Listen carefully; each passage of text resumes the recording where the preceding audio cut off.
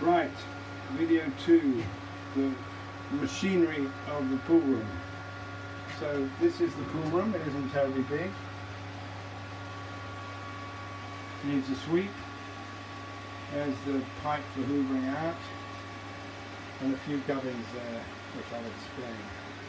So let's start up the first bit. There's the electricity coming in. This first box is for the lights.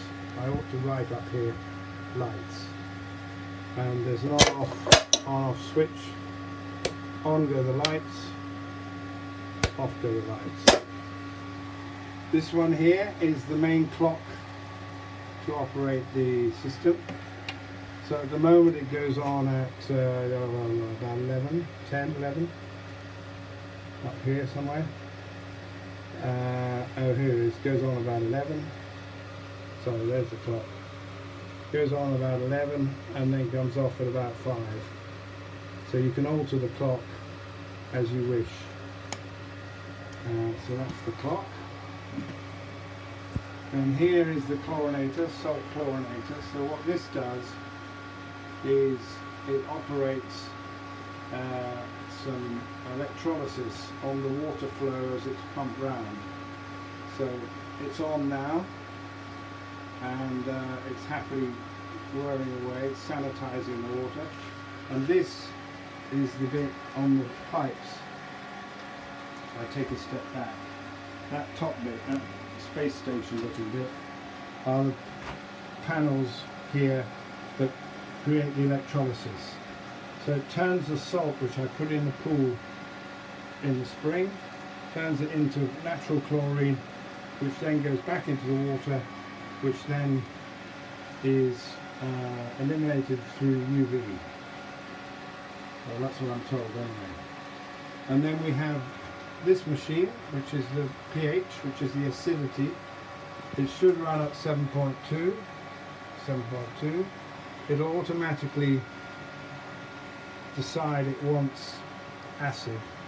So we have bottles of acid, 15% acid here, with a pipe in it.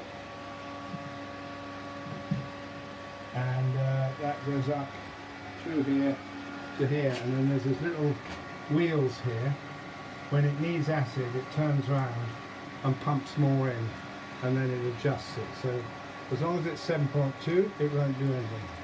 When you turn it on in the morning, it sometimes has an effect. So that's that. Now we have 3 other gubbins. We've obviously looked at the 3 in and out pipe, in outlet pipes, the Fondor, the skimmer, and the hoover. The hoover is off, so pipes, switch is horizontal off, switch is vertical on, switch is halfway and either on or off. Intermediate. So I've got more drag coming out from the skimmers than I have from the Fondor, but you can adjust it. The water then comes up from these pipes through the valves, along, down, and into the pump. The pump is this bit at the back here, whirring away, and this front bit is the filter. So you have a very important instrument. I don't know if you can see it, there we are. A very important instrument that you place on the lid, and then with 2 hands you open the filter. So it's nice and tight. And inside, I won't do the filter now, but inside the filter is a pocket that you pull out the basket, similar to the other baskets on the outlets, and you clean that out and put it back and tighten this as tight as you can so no air gets in. So the pump is there, pumps the water up through there and then goes through a main valve here.